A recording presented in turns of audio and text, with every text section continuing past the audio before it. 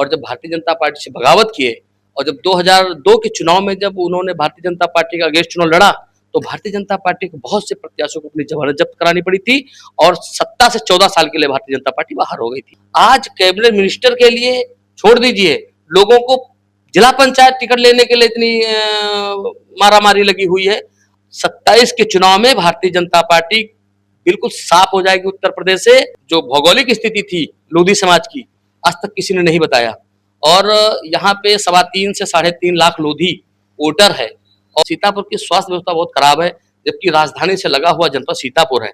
और जरा सा अगर गंभीर कोई बीमारी या गंभीर चोट लग जाती है तो हमको लखनऊ जाना पड़ता है।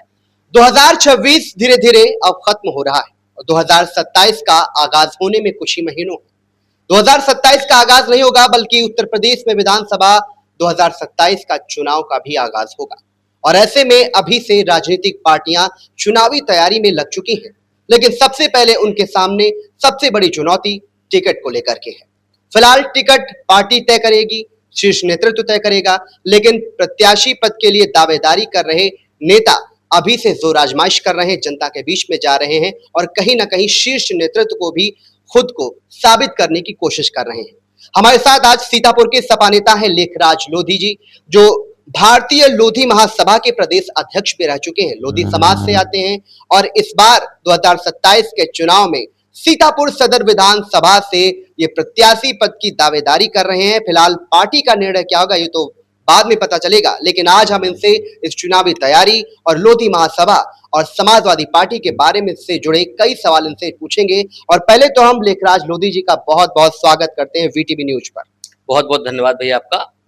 और इससे पूर्व में मैं भारतीय लोधी महासभा का प्रदेश अध्यक्ष रहा और अभी हाल में जो हमारे समाज के बहुत बड़े नेता आदरणीय बाबूजी कल्याण सिंह जी थे और उत्तर प्रदेश के पूर्व मुख्यमंत्री रहे और राजस्थान के राज्यपाल रहे और उनकी बनाई हुई पार्टी 1999 में पार्टी बनाई थी, उसका मैं प्रदेश अध्यक्ष रहा।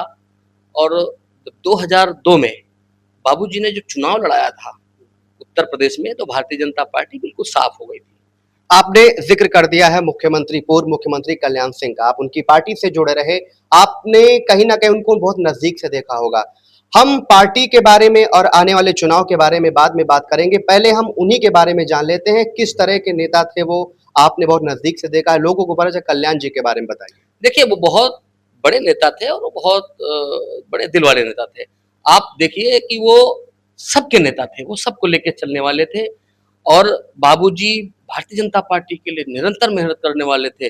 जब बाबूजी भारतीय जनता पार्टी में आए थे तभी भारतीय जनता पार्टी की सरकार बनी थी और जब 2000 में बाबूजी जब नाराज हुए 1999 में और जब भारतीय जनता पार्टी से बगावत किए और जब 2002 के चुनाव में जब उन्होंने भारतीय जनता पार्टी का अगेंस्ट चुनाव लड़ा, तो भारतीय जनता पार्टी को बहुत से प्रत्याशियों को अपनी जमानत जब्त करानी पड़ी थी और सत्ता से 14 साल के लिए भारतीय जनता पार्टी बाहर हो गई थी।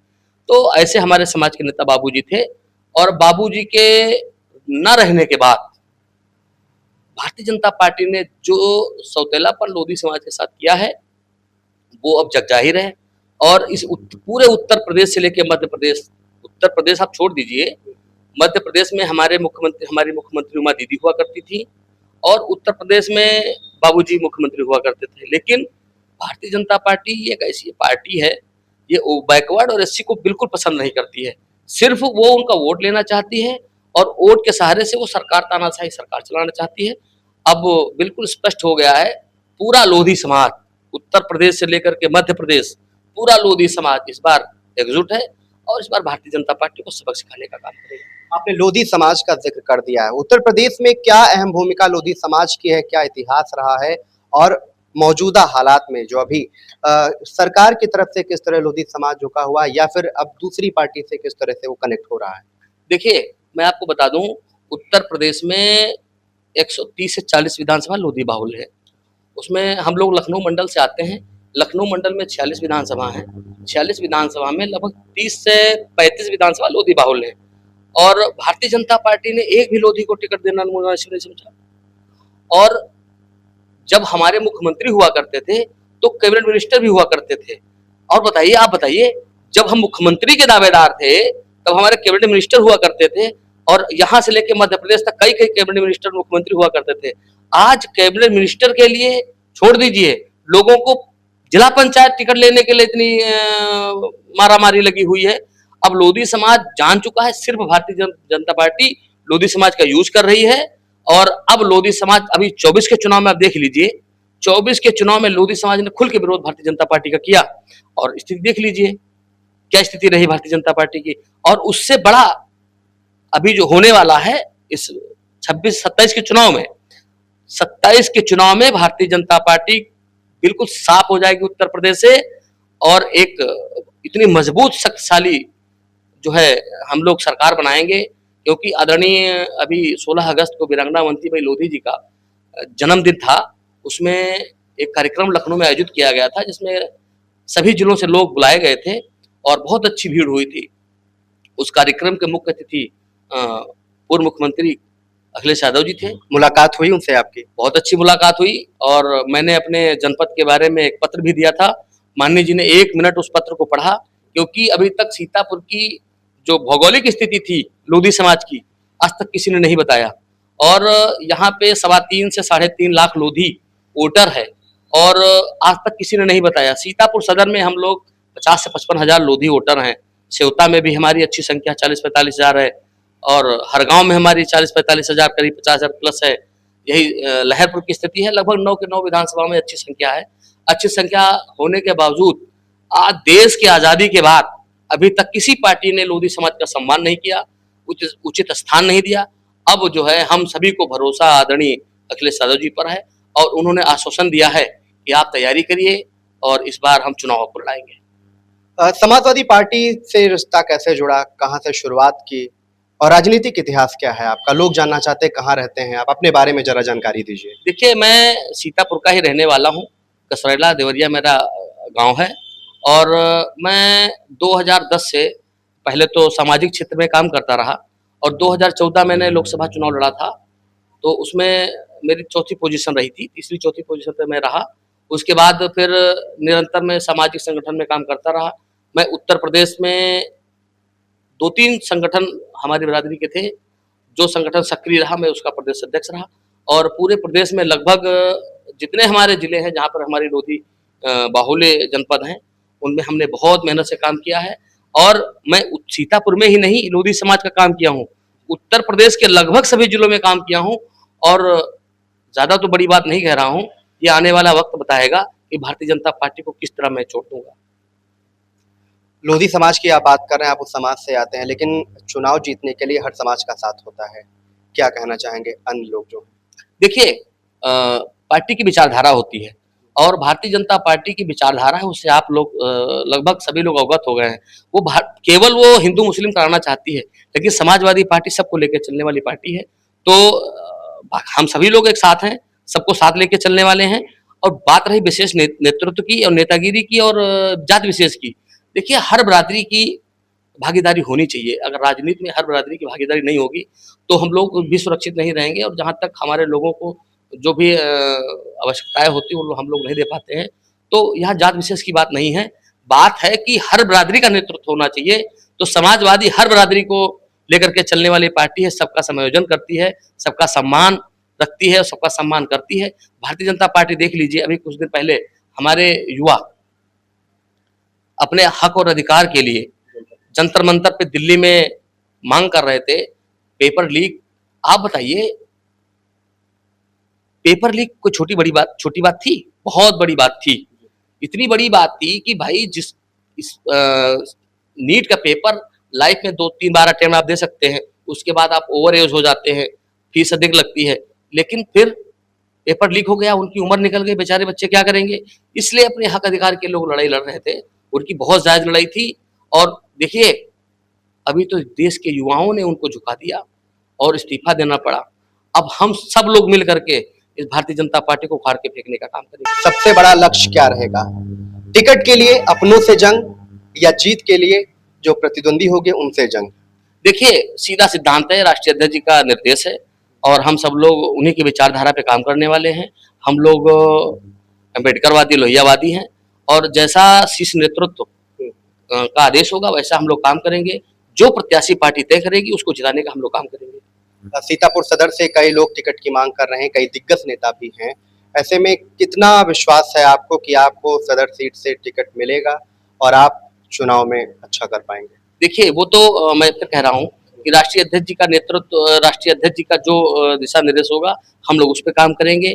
बात टिकट की रही, और जो पार्टी जिसको तय करेगी हम लोग उसके साथ हैं और उसके साथ काम करेंगे, और सीतापुर में 9 के 9 विधानसभा जिताने का काम करेंगे। सीतापुर में 9 विधानसभाएं हैं, आपने सीतापुर सदर को ही क्यों चुना है? देखिए यहाँ सीतापुर सदर में हमारी 55,000 संख्या है, और अभी अध्यक्ष जी भी बोले थे कि हम लोग अभी हमारे जब लखनऊ में कार्यक्रम हुआ था, तो उस कार्यक्रम में बोले थे कि हम जातीय आधार पे, मतलब जहाँ पे जो बहालुता होगी वहाँ पे हम टिकट देंगे। तो उसी को देखते हुए सीतापुर सदर सेफ सीट है, और अच्छी संख्या होने के बावजूद इसीलिए हम लोग यहाँ तैयारी कर रहे हैं। अच्छी संख्या हमारी है, और जो भी और सपोर्टिंग लोग हैं, मैं उनसे भी चर्चा चल रही है, बात हो रही है, मुलाकात हो रही है, मैं सबके वहाँ आ जा रहा हूँ। तो इसीलिए मैंने सदर चुना, क्योंकि सदर सीट बहुत सेफ सीट है। अभी आप चुनाव की तैयारी कर रहे हैं, तो जाहिर सी बात है आप गाँव में जा रहे होंगे, लोगों से मिल रहे होंगे, क्या समस्याएं उनकी तरफ से आ रही हैं? देखिए गाँव में जा रहा हूँ तो एक समस्या, अनगिनत समस्याएं लोगों के सामने हैं। रोजगार की समस्या, डीजल पेट्रोल महंगाई की समस्या, और इस समय जो सबसे ज्यादा समस्या है, लोगों की खाद की समस्या है।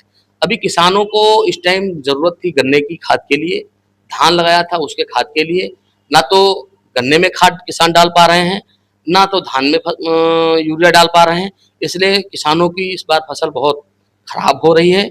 इसलिए किसान बहुत आक्रोशित है। किसान, क्योंकि यहाँ कोई एक जात विशेष किसान नहीं है, सारी जातियां किसानी करती हैं। और मैं तो इन पूंजीपतियों से कहना चाहूंगा कि आप बहुत बड़ी पूंजीपति की बात करते हो, आप पैसा खा के देख लो, जिस दिन आप अनाज खाना छोड़ दोगे, दुनिया छोड़ दोगे। तो इसलिए किसान का सम्मान करना चाहिए, और किसान सर्वोपरि है। और एक नारा हमारे देश का तो जय जवान जय किसान।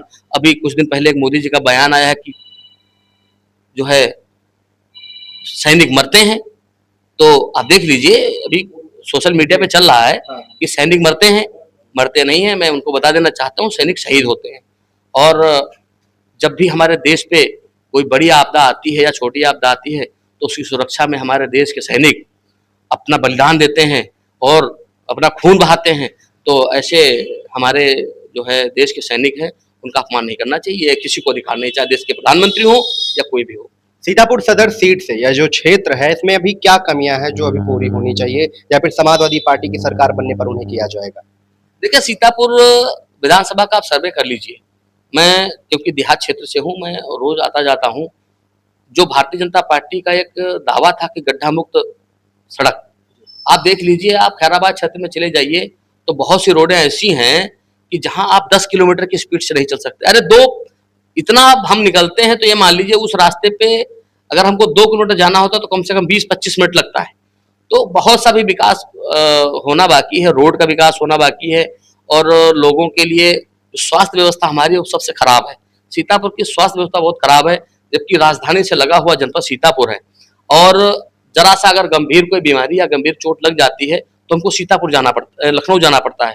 तो हम लोग सबसे पहले स्वास्थ्य व्यवस्था, और इन लोगों की सड़क व्यवस्था, क्योंकि और शिक्षा व्यवस्था, हमारे उत्तर प्रदेश सीतापुर जनपद में शिक्षा व्यवस्था भी बहुत कमजोर है, और शायद भारतीय जनता पार्टी शिक्षा व्यवस्था भी खत्म कर रही है। आप देख लीजिए, उत्तर प्रदेश में 55,000 स्कूल बंद कराए हैं, तो कहीं ना कहीं, और के उसमें 55,000 में आप केवल गोरखपुर में 2800 स्कूल बंद हुए हैं। तो देख लीजिए, शिक्षा व्यवस्था इसलिए खत्म किया जा रहा है। अगर लोग पढ़ेंगे तो अपना अधिकार मांगेंगे, अपना हक मांगेंगे। तो भारतीय जनता पार्टी चाहती है कि ना पढ़ने देंगे, ना इनको अधिकार मांगने देंगे। लेकिन हमारी सरकार बनेगी, आदरणीय मुख्यमंत्री अखिलेश यादव जी बनेंगे, तो समान शिक्षा होगी, सबको समान अधिकार मिलेगा, शिक्षा व्यवस्था में सुधार होगा, स्वास्थ्य व्यवस्था में सुधार होगा, और निःशुल्क शिक्षा और व्यवस्था के लिए हम लोग अपील करेंगे। सीतापुर की जनता से क्या अपील करना चाहते हैं? देखिए सीतापुर की जनता से मैं अपील करना चाहता हूँ कि बहुत हो गया अत्याचार, और अब जो है इस बार आप सभी लोग आदरणीय अखिलेश यादव जी को मुख्यमंत्री बनाएं और उत्तर प्रदेश को उत्तम रास्ते की तरफ लेके चले। इसी के साथ में सभी क्षेत्रवासियों को और सभी जनपदवासियों को बहुत बहुत धन्यवाद देना चाहता हूँ। इस बार आने वाले चुनाव में एक बार साइकिल पर और अखिलेश यादव जी के तरफ विश्वास करें।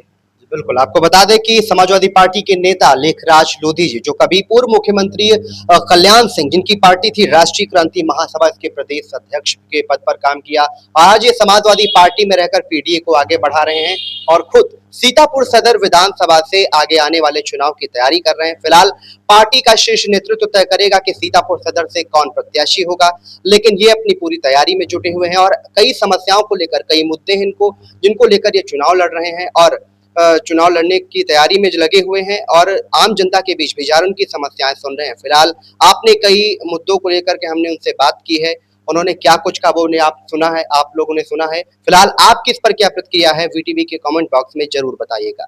वीटीवी न्यूज के लिए विशाल सिंह, सीतापुर।